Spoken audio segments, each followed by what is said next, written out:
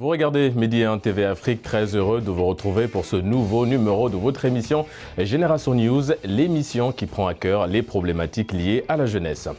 Au sommaire de cette émission, la première partie sera consacrée au volontariat. Est-il aujourd'hui un levier de développement durable ?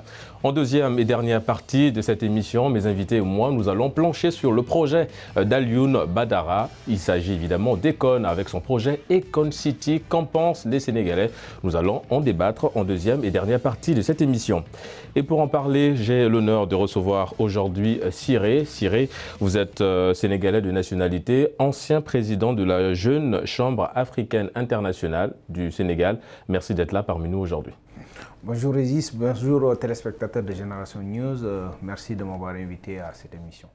Nous avons également le plaisir de recevoir Francis. Vous êtes un ancien volontaire au développement. Merci également d'être là parmi nous aujourd'hui. Merci Régis, c'est un plaisir pour moi d'être là avec vous. Malik également est avec nous aujourd'hui. Vous êtes un promoteur culturel, vous êtes également manager et producteur. Merci d'avoir effectué le déplacement. Ok, merci beaucoup. C'est toujours un honneur d'être invité. Donc, bonjour à tous les téléspectateurs de Génération News. Merci Malik. Nous avons, et puis vous terminez, Aïda, qui est évidemment la seule femme sur le plateau. Vous êtes présidente de l'association Danse au féminin. Merci également d'être là parmi nous. Merci beaucoup Régis, merci à l'émission et bonjour aux téléspectateurs. Alors, je le disais, le décor est planté, nous allons entrer dans le vif du sujet.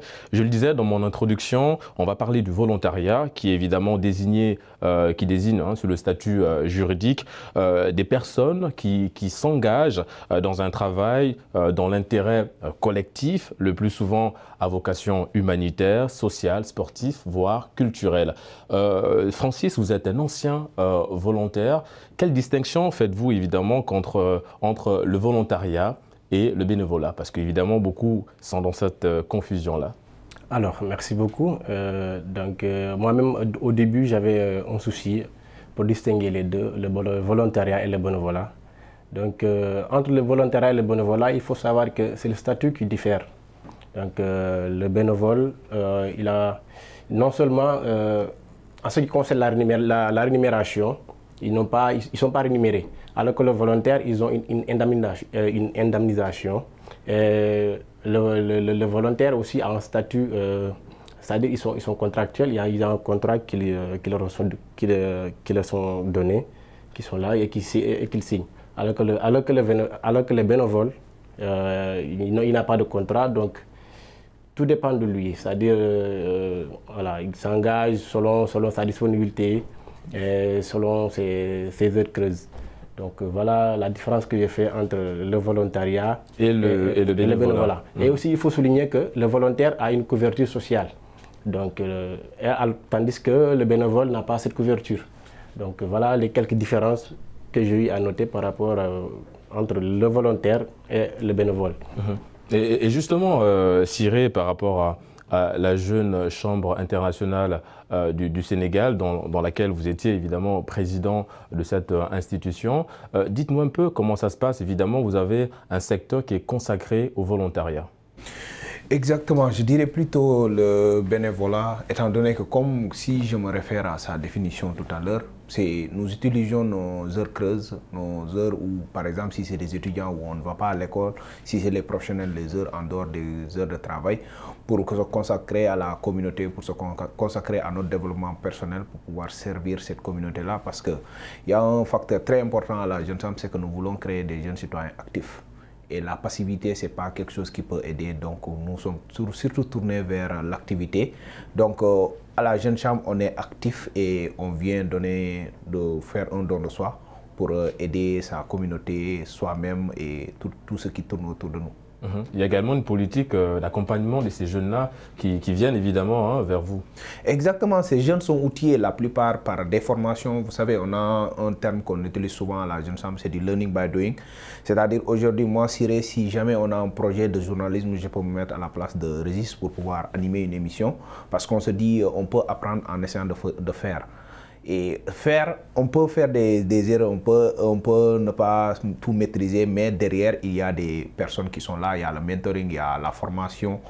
Et ces personnes-là sont chargées de vraiment essayer de corriger les erreurs qu'on a eu à faire pour pousser la personne à la perfection. Nul n'est parfait, mais si la personne, on lui donne des outils et un certain bagage, que ce soit intellectuel, logistique ou pratique, cette personne-là peut vraiment nous valoir des satisfactions dans le futur et dans le présent.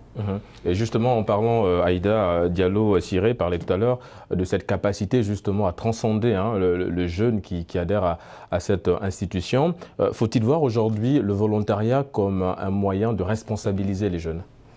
Bien sûr, bon, quand on tient compte après de la définition, nous, dans notre volet, c'est beaucoup plus aussi le bénévolat. Mais le volontariat, on va dire, on va aller dans le sens où c'est à peu près les mêmes actions qui sont menées. C'est juste le statut qui diffère. Donc le volontariat, c'est vraiment quelque chose qui apporte une plus-value à la personne. C'est comme je le disais, en mettant une formation, en mettant tous les moyens possibles sur un individu pour qu'il puisse après apporter quelque chose à sa communauté, comment expliquer ça, apporter quelque chose à la communauté, c'est une plus-value qu'on met en cette personne. Et le fait de... je suis un peu perdue. Le fait justement d'aller dans le sens d'apporter, comme vous avez dit, d'apporter quelque chose à la communauté, ça enrichit aussi le jeune lui-même. Ah oui, bien sûr, voilà, c'est ce que je voulais dire. Le fait de lui apporter cette plus-value, ça apporte quelque chose à la personne parce qu'elle arrive à avoir les outils nécessaires pour pouvoir parvenir aux objectifs qu'elle s'est fixés déjà personnellement et ensuite pour pouvoir le transmettre aux autres qui sont autour d'elle et à la communauté. En parlant de transmission, évidemment, comme on l'a dit, vous êtes présidente de l'association Danse au féminin. C'est une association qui regroupe des femmes. Vous êtes aussi dans une politique de sensibilisation, beaucoup plus de volontariat, comme vous l'avez dit. Expliquez-nous un peu comment ça se passe. Alors, par rapport à l'association, on a juste remarqué qu'il n'y avait pas assez de participation au niveau des filles concernant la danse. Donc, on s'est dit qu'on va les réunir, essayer d'échanger, de partager, de leur donner des conseils, que celles qui ont beaucoup plus on va dire, d'expérience puissent partager avec les plus jeunes et ensuite essayer de les aider à développer des projets. Et pour ça, il faut leur montrer un peu comment ça se passe, leur expliquer les différentes étapes pour y parvenir. Et c'est quelque chose qui, après, au fil du temps, permettra également avoir un champ beaucoup plus large de sensibiliser et de conscientiser les jeunes. Pourquoi? Parce que la danse n'est pas simplement un moyen de divertissement. On utilise aussi la danse comme moyen de communication. Donc en sensibilisant les jeunes, on leur parle des mots qui touchent les femmes en général et c'est un moyen aussi de leur apporter quelque chose et de faire en sorte qu'ils s'intéressent à d'autres thèmes en dehors de la culture. Évidemment, c'est beaucoup plus un projet axé sur le développement personnel, voilà, le développement de soi. Et Malik, est-ce qu'aujourd'hui il faut voir le volontariat comme un moyen, comme une réponse des défis actuels?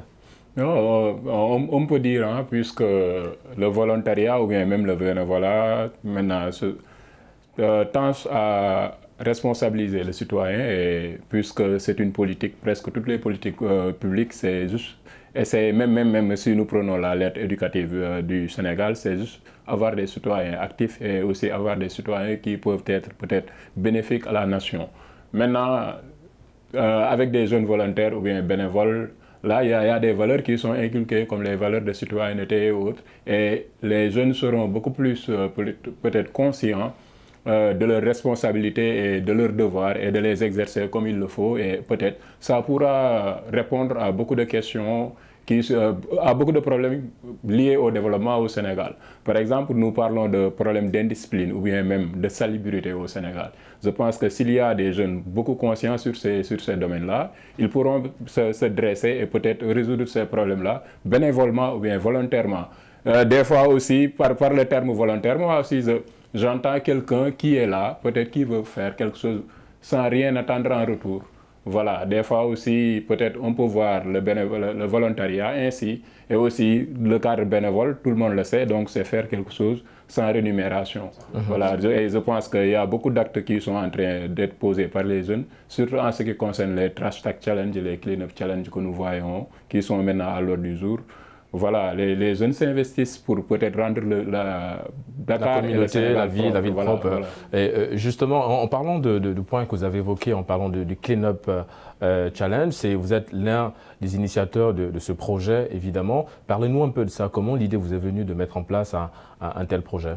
Voilà, le constat est là. Tout Sénégalais qui se réveille tous les jours voit que peut-être les rues de la ville sont un peu sales et ça ne fait pas bon vivre. Et on aimerait avoir une image beaucoup reluisante de notre ville. Là, il y avait quelqu'un, un Américain, qui avait lancé ce challenge-là sur Internet.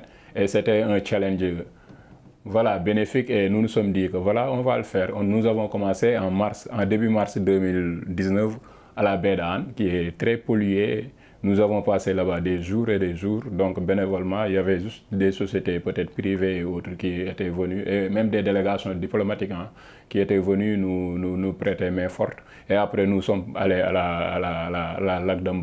au lac de Mbao plutôt, et puis le stade Amitié, la VDN. Exactement, et au fur et à mesure. Voilà, jusqu'à ce que le gouvernement même initie ces journées de nettoiement tous les premiers samedis du mois. C'est quelque chose de salutaire et nous nous en félicitons, nous, en tant qu'initiateurs, puisque c'était ça l'objectif, peut-être imprimer cela aux populations, pousser aux décideurs publics et politiques même de pouvoir réagir pour rendre la ville propre.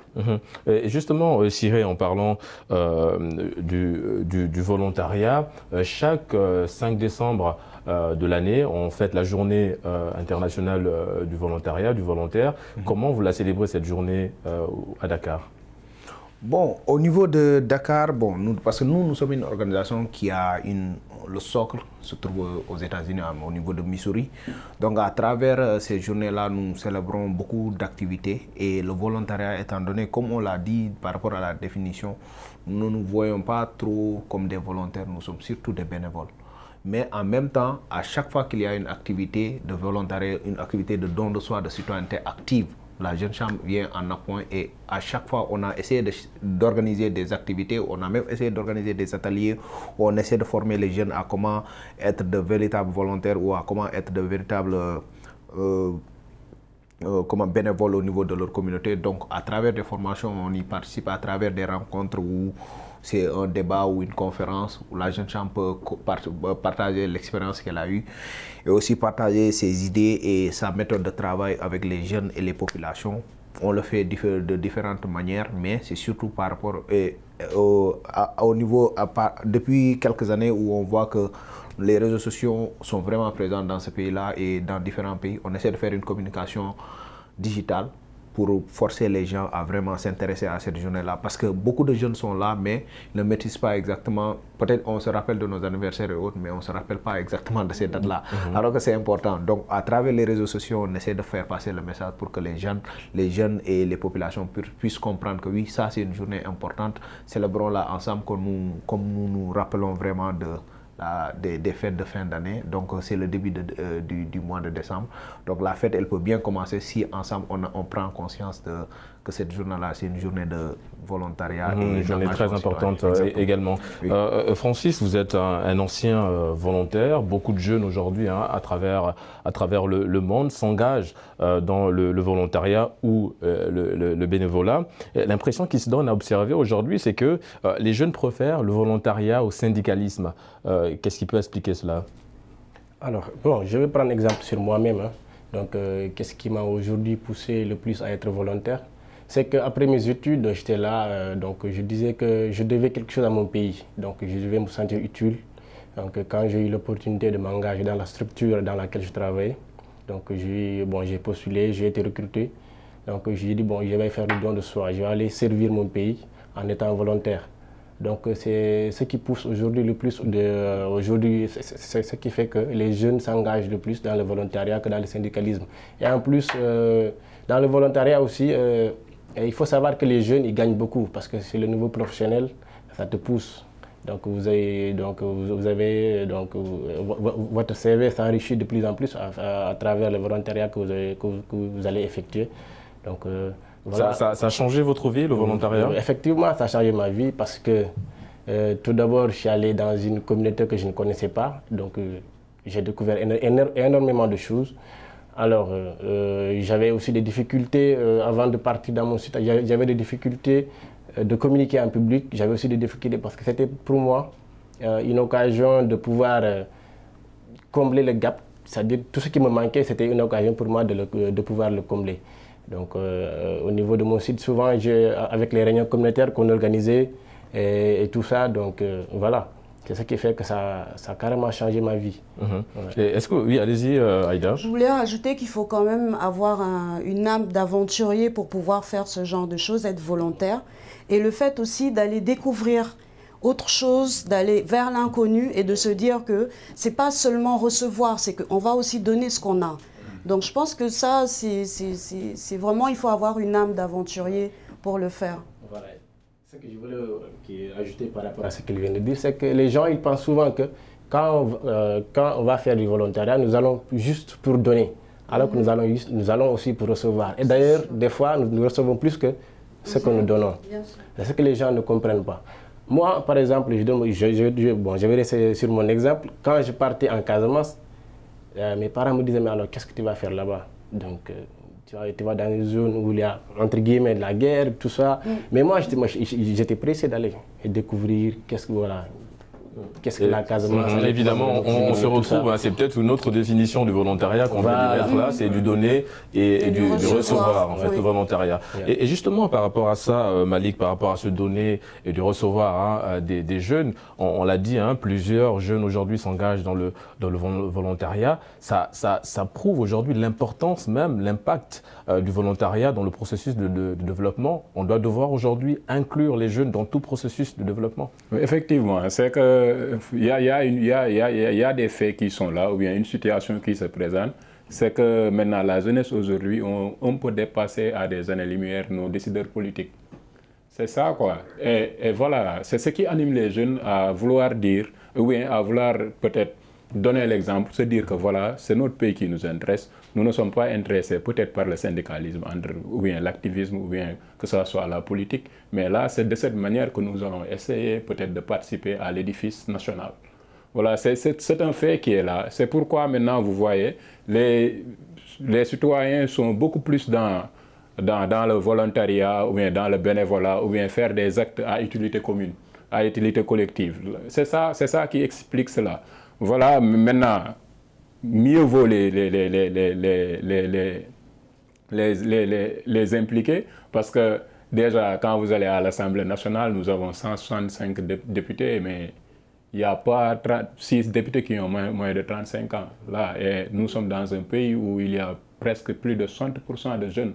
Des fois, c'est un peu incompréhensible, quoi. Il faut en tout cas des représentants. Voilà, c'est pourquoi aussi, des fois, c'est comme la Jeune Chambre internationale et autres structures de jeunes, il faudrait peut-être porter le plaidoyer de la représentation peut-être générationnelle au niveau de l'Assemblée nationale, ou bien du gouvernement, ou bien dans les communautés collectives, dans les collectivités territoriales. Exactement. Tu sais, Malik a dit une chose assez importante, et il faut que nous, en tant que citoyens sénégalais, ou même, je dirais, d'Afrique, il faut qu'on ait cette prise de conscience-là. C'est que la jeunesse a dépassé ses gouvernements.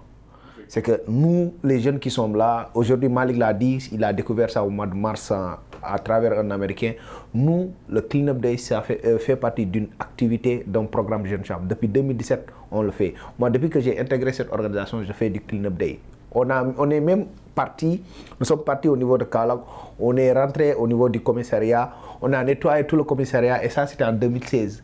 C'est le commissaire même qui a fini par nous acheter des boissons, de l'eau et autres. Donc c'est juste pour te dire que la population a dépassé ses autorités, où aujourd'hui c'est bien, c'est magnifique, on voit que oui, maintenant l'État est en train de venir pour essayer de se rattraper, mais on a surtout beaucoup plus besoin aussi que l'État puisse prendre les devants. Quand je dis prendre les devants, moi en tant que citoyen, je peux nettoyer certes, mais je ne peux pas imposer à Malik de nettoyer. Et cette fonction-là revient à l'État. C'est à l'État de mettre en place des voies et moyens pour contraindre la population aussi à respecter une certaine propreté au niveau de la communauté et venir rattraper ces jeunes-là. Comment rattraper ces jeunes-là? En prenant les jeunes, en les mettant avec eux. Il ne faut pas juste qu'on prenne les jeunes pour les dire « Ok, venez remplir nos manifestations et autres ». Il faut prendre le pouvoir, il faut leur donner le pouvoir, il faut leur donner ces outils-là pour que ces jeunes-là puissent aussi transmettre ceci avec leurs jeunes, parce que nous sommes une population assez jeune. Que ce soit au Sénégal, en Afrique, La majeure partie de la population est jeune. Qu'est-ce qu'on attend pour que ces jeunes-là puissent venir prendre ces responsabilités, étant donné qu'ils ont une prise de conscience qui leur permet vraiment d'avancer. Et nous, quand on regarde bien, nous sommes en concurrence par rapport à l'Occident. Un jeune Sénégalais aujourd'hui se dit, ok, si un Américain peut faire, pourquoi pas moi? Donc il y a un changement d'état d'esprit qui est là. Et c'est quelque chose qu'il faut creuser davantage, exactement, entretenir pour évidemment aller pour une bonne marche. Oui, Aïda, vous voulez rebondir sur un point? Oui, moi c'était par rapport à l'État. Moi, je suis bien d'accord que l'État doit soutenir les jeunes. Mais si on veut vraiment avancer, ça dépend vraiment de nous. C'est à nous avant tout de faire les choses. Sans se dire que oui, on va attendre que l'État nous aide ou quoi que ce soit. On a les outils qu'il faut. On a vraiment tout ce qu'il faut pour pouvoir faire les choses, faire avancer notre pays. Et je pense qu'on pourra peut-être après se dire que l'État va juste venir renforcer.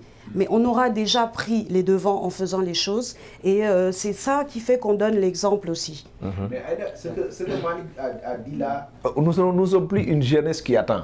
Voilà. Nous sommes une jeunesse d'action. On y est, on y va. Si tu regardes bien, c'est l'État maintenant qui vient rejoindre. Mais nous ne sommes plus une jeunesse qui dit « Ok, j'attends l'État ou j'attends la communauté ». Parce que cela, on l'a compris, nos anciens ou peut-être nos aînés l'ont fait. Évidemment, on parle aujourd'hui d'une jeunesse consciente. Exactement. Voilà, donc c'est une jeunesse qui a pris la conscience de le faire. Et nous sommes une jeunesse tournée vers l'action et c'est quelque chose à magnifier, vraiment à applaudir. Oui, Francis. Pour appuyer ce que Malik venait de dire, c'est-à-dire par rapport à l'Américain qui les a motivé, inspiré.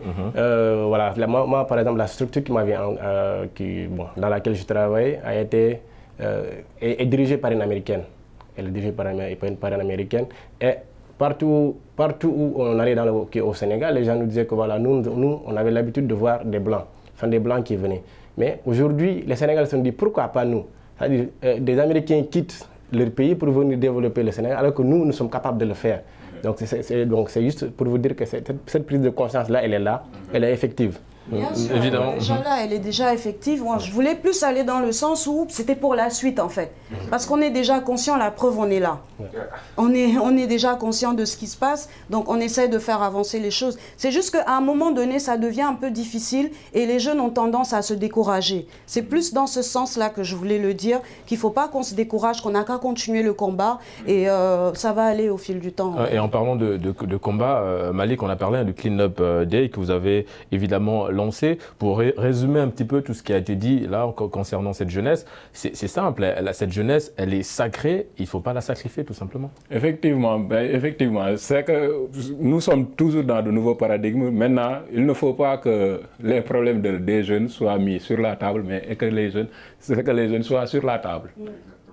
Et non, peut-être avec eux, peut-être avec les décideurs, pour pouvoir porter leur plaidoyer, pour qu'ils puissent peut-être être pris en charge, etc., pour que leurs préoccupations soient prises en charge et résolues. Mais pas peut-être faire de la jeunesse un problème. Voilà, nous avons une population assez jeune et nous avons de la force.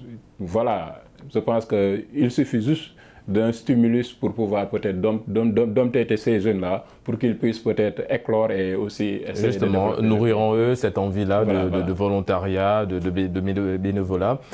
Et Cyril, justement, qui est volontaire et qui ne l'est pas? À quel âge faut-il l'être exactement? Est-ce qu'il y a un âge défini pour être volontaire? Pour dire la vérité, il n'y a pas d'âge.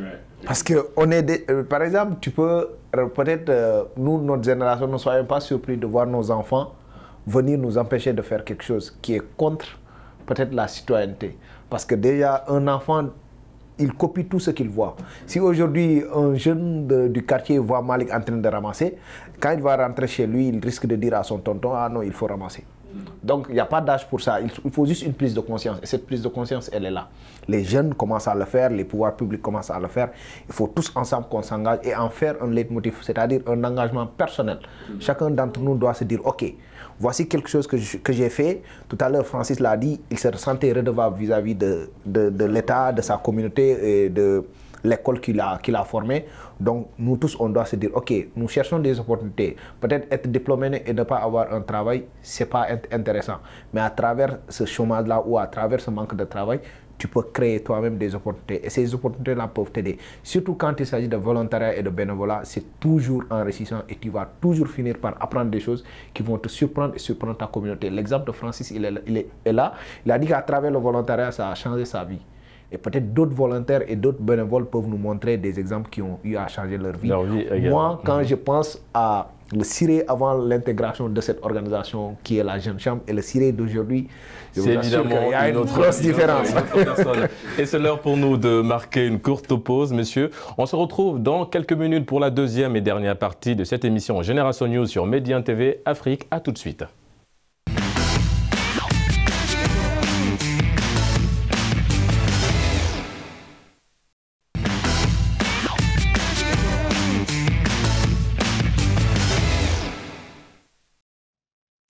De retour sur Médien TV Afrique pour la deuxième partie de votre émission Génération News. Nous allons à présent parler du projet de notre ami Akon suite à un protocole d'accord signé avec la Société publique d'aménagement et de promotion des côtes et zones touristiques du Sénégal. La star du hip-hop sénégalo-américaine Alioune Badara Thiam, plus connue sous le pseudonyme de Akon, s'est engagée à construire une ville écologique appelée Akon City. Comment vous avez apprécié la nouvelle, Malik? Oui, effectivement, après, nous l'avons appris de la presse. Et voilà, peut-être c'est un projet innovant et autre. Quand nous voyons aussi, il y a Diamniadio Lake City aussi qui est là. Quand nous voyons comment est Dubaï, etc. Quand nous avons vu les maquettes, voilà, on s'est dit, c'est super. Mais nous avons toujours des réserves puisque c'est une ville indépendante plutôt dans un pays. Et tout le monde sait que dans le milieu du tourisme, il y a cette déperdition, cette dégradation des mœurs et autres. Et les réserves que nous avons, et si maintenant Akon a son Akon City, déjà avec sa crypto-monnaie, avec peut-être des choses indépendantes qui ne vont pas peut-être avoir aucun lien avec l'autorité publique, voilà, est-ce qu'il n'y aurait pas certaines déperditions et aussi certaines dégradations des mœurs et autres, puisque nous savons que peut-être c'est un lieu qui n'est pas donné à tout le monde, donc l'accès ne sera pas donné à tout le monde. Donc c'est juste entre peut-être des fortunés. Est-ce qu'il y aurait, donc déjà on se pose ces questions-là, mais le projet en tant que tel est louable, salutaire. Évidemment, vous appréciez le projet, même si vous restez un petit peu sceptique par rapport à, évidemment, le déroulé, l'installation d'un tel projet.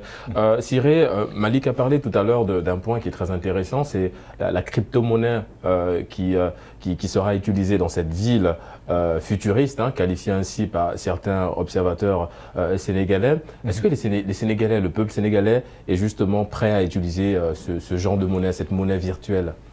D'abord, je vais commencer par dire, comme Malik l'a dit, c'est un projet louable, mais je pense un peu qu'on a trop regardé Black Panther et qu'il est assez fan de Wakanda, parce que quand on entend parler du projet, quand on voit ce que Akon veut faire, c'est exactement à travers ce film-là, tout ce qu'on a regardé, on dirait que Akon veut transmettre ça et revenir installer ça au Sénégal. C'est intéressant, c'est louable. Moi, personnellement, si on me propose d'y habiter, j'irai volontiers, mais je sais que, comme Malik l'a dit, ce ne sera pas accessible à tout le monde. De un, et de deux, vouloir implanter une ville. Ça reste la première faille du projet d'Akon, le fait que ça soit réservé à une couche un peu plus élevée? Oui, c'est une faille. En même temps, c'est rêveur. Parce que je me dis que peut-être, on parle aujourd'hui du Sénégal, mais est-ce que même les États-Unis sont prêts? C'est un pays qui est prêt pour avoir une ville comme ça. Ça me fait des idées.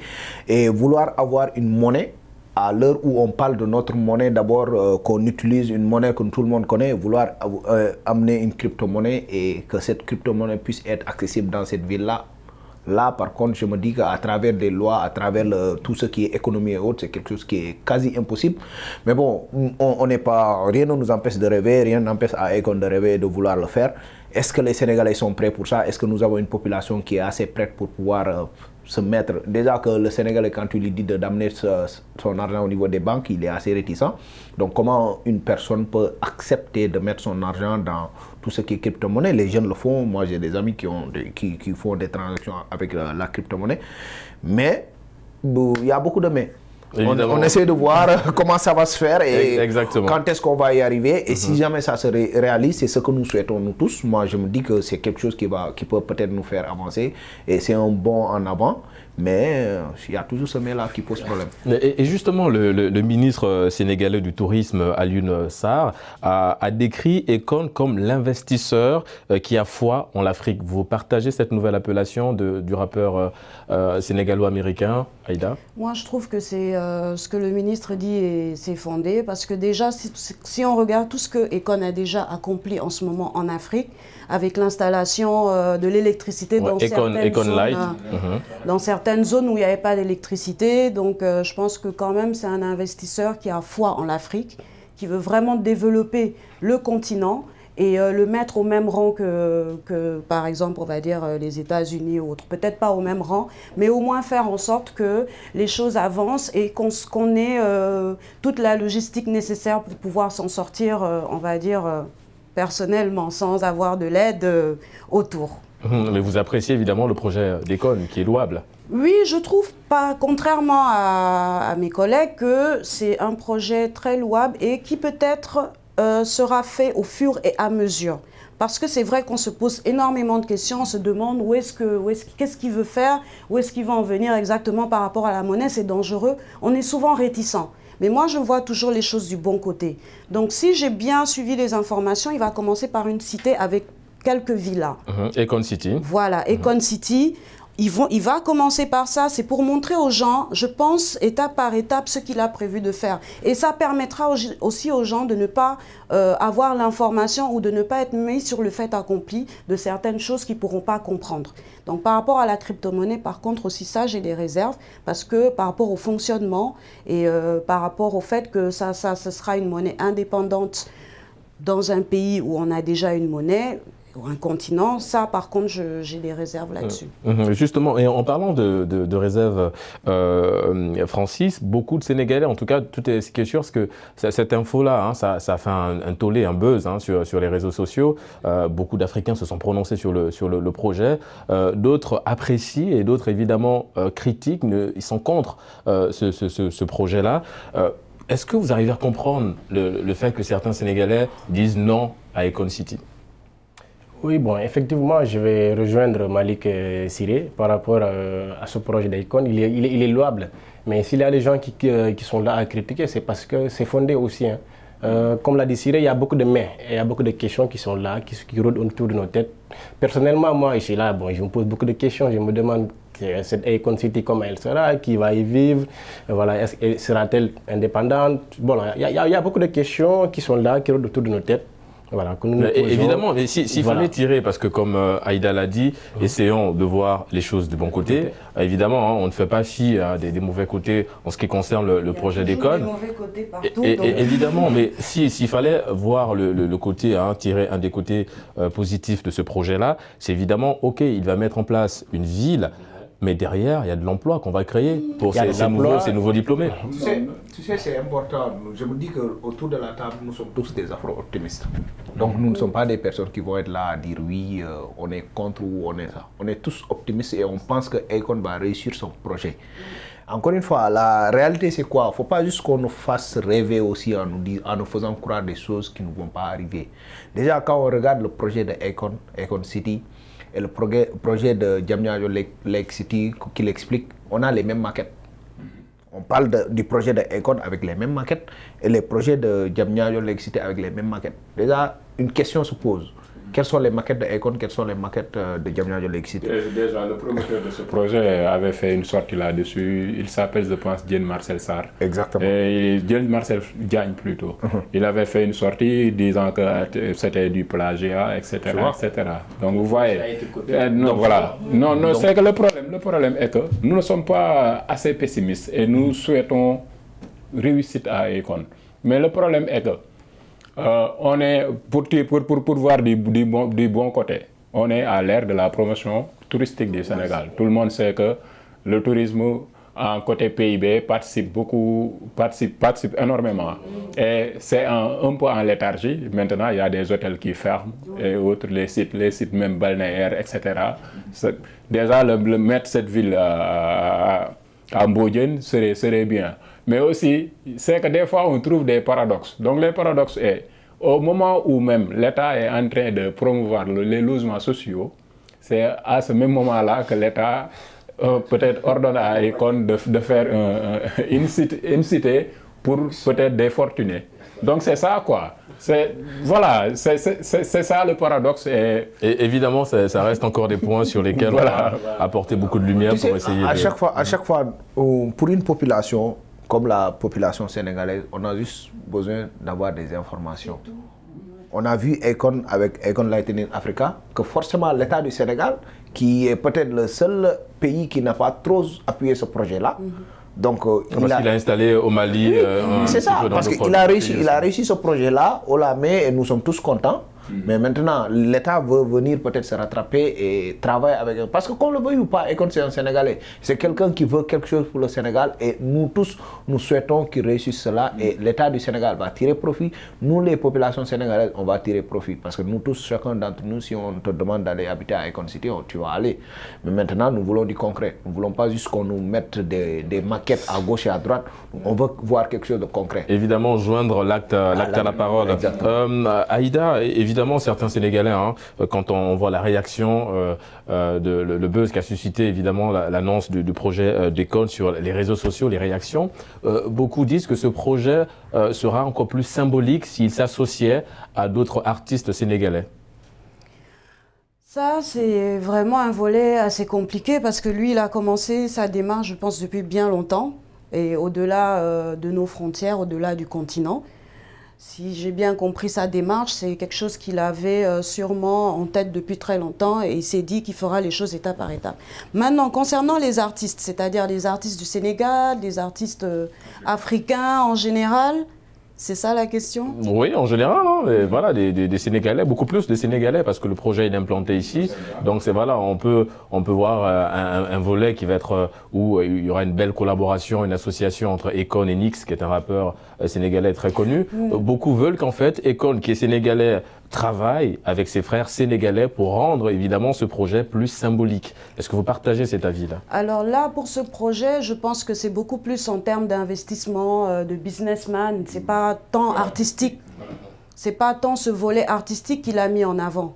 Il a vraiment mis en avant le côté vraiment investissement, développement de son pays, développement de l'Afrique, plutôt que son aspect artistique. Peut-être que son aspect artistique apporte un plus dans le fait qu'il a beaucoup plus de poids, il a beaucoup plus de crédibilité parce qu'il a accompli certaines choses, mais je ne pense pas que... Si après, nous avons un artiste ou par exemple, je peux donner un exemple d'un footballeur comme Sadio Mané qui essaie de développer son village. Ça, par contre, oui, je suis d'accord en disant que il peut peut-être s'associer à lui pour apporter un plus et que ça ait plus de valeur. Oui, allez-y. Quand on regarde la carrière artistique de Akon, je ne pense pas, peut-être les acteurs culturels sont là, Akon ne s'est pas trop associé à des artistes sénégalais. Qu'est-ce que Akon a fait pour un artiste sénégalais qu'on voit en un projet grandiose, qu'on dit que oui, ça c'est une réussite qu'un artiste a eu à avoir à travers Akon. C'est vrai qu'il n'y a pas beaucoup de collaboration avec... Bon, et cette collaboration avec Youssou N'Dour, c'est faire 1 ou 2 morceaux. Et ça aussi, aujourd'hui, peut-être il peut le faire. Youssou N'Dour, c'est une star planétaire. Qu'est-ce que ça rapporte à Youssou N'Dour? Qu'est-ce que ça rapporte à Akon? Mais qu'est-ce que Akon pouvait faire pour un artiste qu'il prend au niveau du bas de l'échelle pour le faire monter? Là, nous sommes dans un aspect assez business. Akon, c'est un businessman maintenant, il cherche à se faire de l'argent. Donc, est-ce on a au Sénégal des artistes qui ont ce poids de business-là? Peut-être si on cite Youssou N'Dour, qui d'autres on peut associer à côté? Il a mûri son projet, c'est quelque chose qu'il fait avec les Émirats. Il y a le Qatar qui est dedans, je pense, ou les Émirats à Dubaï et autres. Il a des investisseurs avec lesquels il travaille, donc c'est surtout quelque chose qui est tourné vers le business, donc pas forcément voir le côté artistique dedans. Malik, est-ce que vous partagez l'avis de Siré dans le sens où ce projet d'Akon n'est que du côté financier? Akon cherche évidemment à se remplir les poches. Est-ce qu'il n'y a pas un aspect, l'amour de la terre, de son pays? Il a grandi au Sénégal, il est né ici. C'est peut-être une manière pour lui de revenir justement construire son pays. Est-ce qu'il faut toujours voir l'aspect businessman derrière? Oui, vous savez, la musique souvent, surtout le hip-hop, c'est du representing quoi. Représenter. Certes, Akon a eu à faire des shows ici au Sénégal et c'était rempli. Il a eu peut-être même à collaborer avec certaines structures comme Blackpoint, qui est aussi initié, plutôt promoteur des Galsen Hip Hop Awards. Mais volet artistique, peut-être il y a une seule collaboration artistique et c'était avec Youssou Ndour sur un son. Voilà, et c'est fini. À part cela, je pense que ce projet-là, c'est beaucoup plus business que culturel.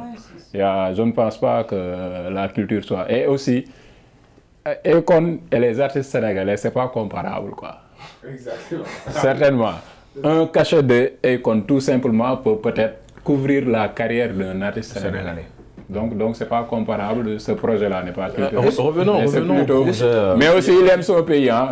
Exactement. Là aussi, je suis très d'accord là-dessus. C'est un patriote. C'est quelqu'un qui a... Akon, à chaque fois, depuis le premier jour que nous on a vu Akon, il a toujours brandi le drapeau du Sénégal. Voilà. Donc il y a ce côté patriotisme-là qui l'amène dans son pays, où il veut implanter quelque chose. Ça, vraiment, c'est quelque chose que nous lui reconnaissons.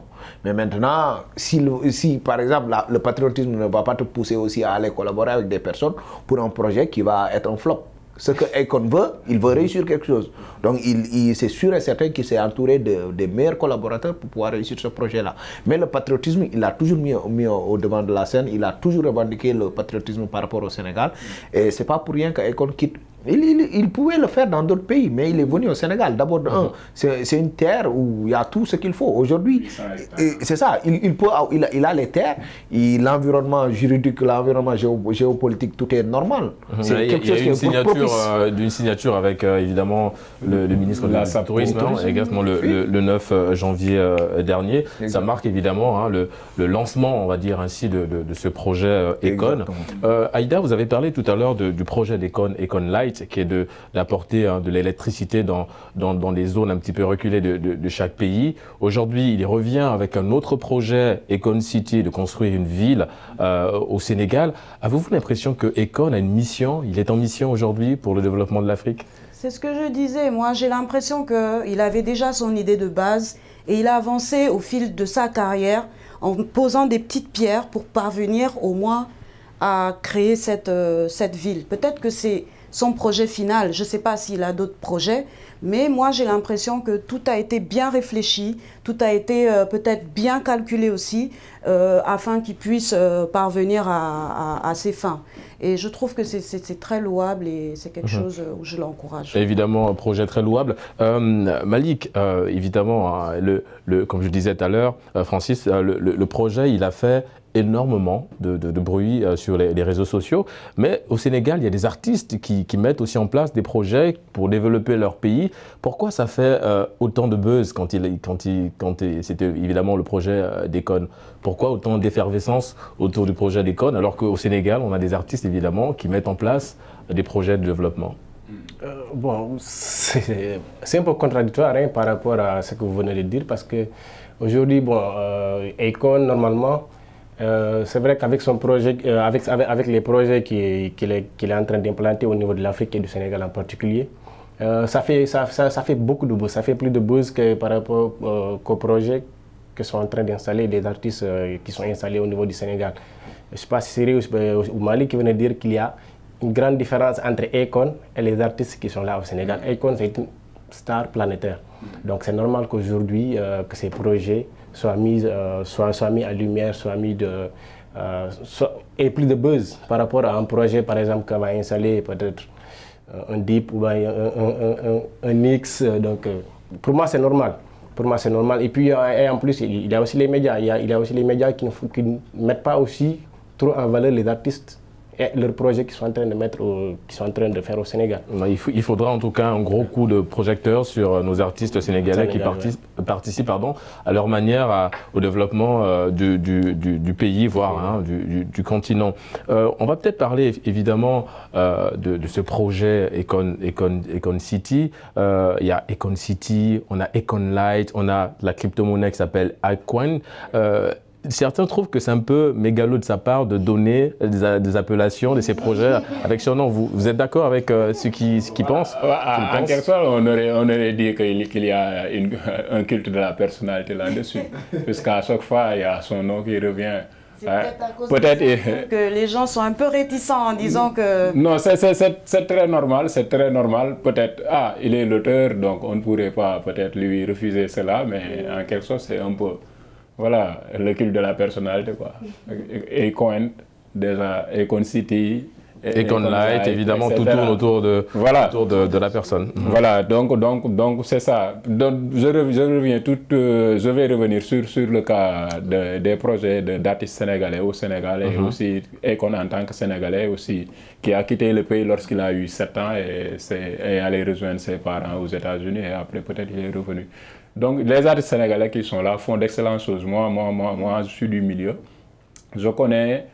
Mais malheureusement, ces projets-là ne sont pas sous les projecteurs et généralement, ce sont des projets communautaires. Par exemple, si vous prenez Africulture urbaine, dont le président la maison de la culture, si vous prenez J-Hop, dont le président est Fou Malade, ils font d'excellentes choses. Ils font d'excellentes choses. Donc, à chaque fois, je leur dis, puisque des fois on se fréquente, de pouvoir mettre des rapports d'activité, faire parvenir à tout le monde ces rapports d'activité. Parce que dernièrement, en fin décembre, J-Pop faisait son festival, Guédiawaye Bayrap. Maintenant, puisque J-Pop était dans un quartier un peu défavorisé, alors qu'ils voulaient mettre leur concert, puisqu'il y avait 5 concerts dans une zone un peu huppée, qui se nomme Amon 6, donc le terrain d'Amon 6. Donc les populations qui étaient là-bas avaient refusé que les concerts se tiennent là-bas. Ils sont retournés faire cela dans leur petit coin là. Et voilà, donc ce qu'ils disaient était que voilà, vous venez là, vous faites vos concerts et après il y a des bagarres par-ci, il y a des bagarres par-là.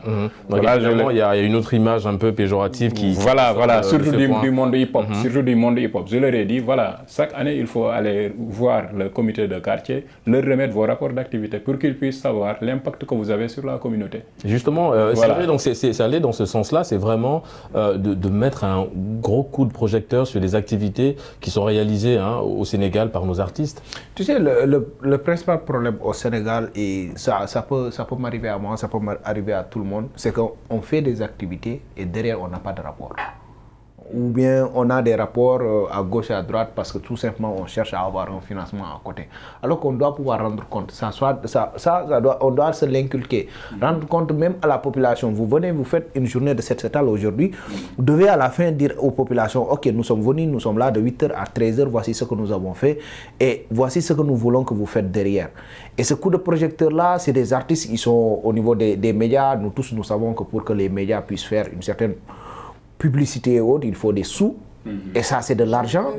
Et pourquoi, si on essaie de comparer par rapport à ce que Akon fait, Akon, c'est une star planétaire. Aujourd'hui, il signe quelque chose avec l'État du Sénégal. Donc déjà, on a des médias qui sont là à travers l'image de Akon. Maintenant, si par exemple, c'était un Youssou Ndour qui le faisait aussi, peut-être qu'on allait l'avoir. Il faut que nos artistes puissent pouvoir travailler, avoir une certaine communication et un certain professionnalisme qui va pousser aussi les médias à venir couvrir ce qu'ils font. Mais surtout, il faut que ce qu'ils font là puisse avoir un impact vraiment considérable et quelque chose de palpable. Il ne faut pas juste qu'on se limite, oui, nous faisons ça à gauche et à droite, mais quel est l'impact? Si aujourd'hui, moi qui suis dans un quartier, je vois que tel artiste fait quelque chose et cela me sert, c'est sûr et certain que moi, quand je vais sortir, je vais en parler. Est-ce que nos artistes au Sénégal, comme il l'a dit, leurs projets communautaires ont un impact? Aujourd'hui, on parle de développement durable. Si, par exemple, on doit faire aujourd'hui et demain refaire, ça ne sert à rien du tout. On doit faire quelque chose qui ne va pas nous pousser à faire demain, mais aussi à avoir d'autres perspectives pour pouvoir faire quelque chose d'à côté. Donc, il faut qu'on puisse revoir l'aspect projet, comment on le fait, l'exécution et l'action, pour enfin sortir un produit qui va pousser tout le monde à venir participer d'abord et aussi parler de cela. Et vous voulez rebondir sur un point, Aïda? Oui, je pense que c'est comme que ça soit Africulture urbaine ou J-Pop, ils ont des rapports et ils les placent, ils savent où placer leurs rapports. Pour les financements, mais les médias aussi, parce qu'ils sont très suivis quand même. Moi, je les suis très souvent, régulièrement, en dehors du fait que je les connaisse, je les suis, ils ont les médias qui sont avec eux, mais c'est peut-être que les gens ne s'intéressent pas trop à ce genre de choses. Mais Quand on leur présente un Akon qui est une star planétaire, comme vous dites, et qui a des budgets de centaines de millions, là, les gens s'intéressent directement. Mais donner ce budget, par exemple, à ces structures qui sont ici, ça, la donne sera différente. Les gens, ils s'intéressent beaucoup à l'apparence, au bling-bling, à l'argent. Les médias, pour les avoir aussi, c'est compliqué. Il faut avoir les moyens pour les avoir. Mais je pense quand même que toutes ces structures font ce qu'il faut faire, mais c'est juste qu'après, derrière, il n'y a pas trop de retour parce que ça n'intéresse pas ces gens, parce qu'il n'y a pas un intérêt qui est là pour eux à 100%. Je pense qu'en tout cas, les points, vous les avez soulevés, mais Afroculture Urbaine, hein, qui est un centre urbain, hein, qui permet à ces jeunes-là de venir s'exprimer, centre public évidemment. On va revenir sur le continent. L'acteur américain qu'on connaît tous évidemment, Idriss Elba, envisage également de construire un complexe touristique sur une île en Sierra Leone, pays d'origine de son père. Malik, est-ce que vous avez, Francis, le sentiment qu'aujourd'hui l'Afrique est devenue une terre d'investissement? Oui, effectivement, hein, l'Afrique aujourd'hui, tout le monde a compris que l'Afrique est une terre d'investissement. Aujourd'hui, nous l'avons dit tout à l'heure, l'Afrique non seulement il y a une population qui est là, qui est jeune, mais il y a beaucoup d'opportunités que nous avons en Afrique. Et si vous avez constaté, comme nous on les appelle ici les France Nabi, en tout cas ceux qui sont nés ici et qui sont allés réussir en Europe ou bien, je sais pas, aux États-Unis ou ailleurs. Et qui reviennent, et repartent. Et repartent. Donc aujourd'hui, ils contribuent énormément au développement de l'Afrique. Donc moi je partage cette idée que l'Afrique est vraiment aujourd'hui un continent d'investissement. Ouais. L'Afrique, continent d'investissement. Et c'est d'ailleurs sur cette belle phrase que nous allons nous arrêter. Nous sommes malheureusement arrivés au terme de notre émission. Merci Francis, merci Assiré, merci Malik, merci Aïda d'avoir participé à cette émission. Merci également à vous, chers téléspectateurs, de nous avoir regardés. Nous vous donnons évidemment rendez-vous la semaine prochaine pour un autre numéro de votre émission Génération News, l'émission qui prend à cœur les problématiques liées à la jeunesse. D'ici là, bonne suite des programmes sur nos antennes.